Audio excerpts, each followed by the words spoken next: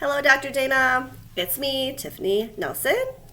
I was going to wear the glasses, but they kind of have weird reflections, so you can't really see my eyes. So I want to take those off, but I was trying to really embody who is giving my speech. I will be doing a speech by the wonderful, amazing Alexandria Ocasio-Cortez, who is a congresswoman. She serves New York's 14th congressional district, and she is fierce, honey. She is a badass. She don't take no nonsense, and I really relate to her. I also lived in New York for 10 years. She was a bartender just like me. And as a woman, as a mother, as a daughter, as a sister, as a friend, this rebuttal to a colleague accosting her verbally last year was very inspiring. So that's what I'm doing, is her speech. About 2 days ago, I was walking up the steps of the Capitol when Representative Yoho suddenly turned a corner, and he was accompanied by Representative Roger Williams and accosted me on the steps right here in front of our nation's Capitol.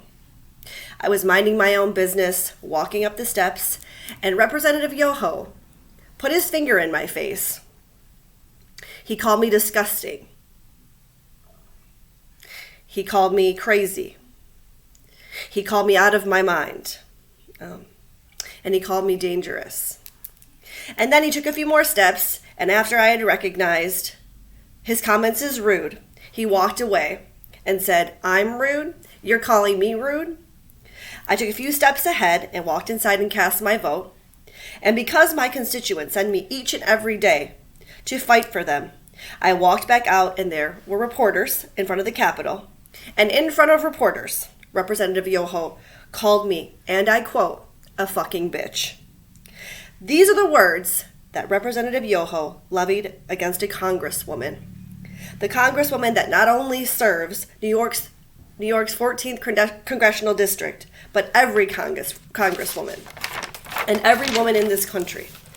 Because all of us have had to deal with this in some form, some way, some shape, and at some point in our lives.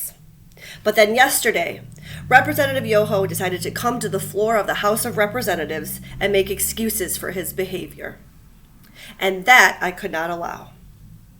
That I could not let go. I could not allow my nieces. I could not allow the little girls that I go home to.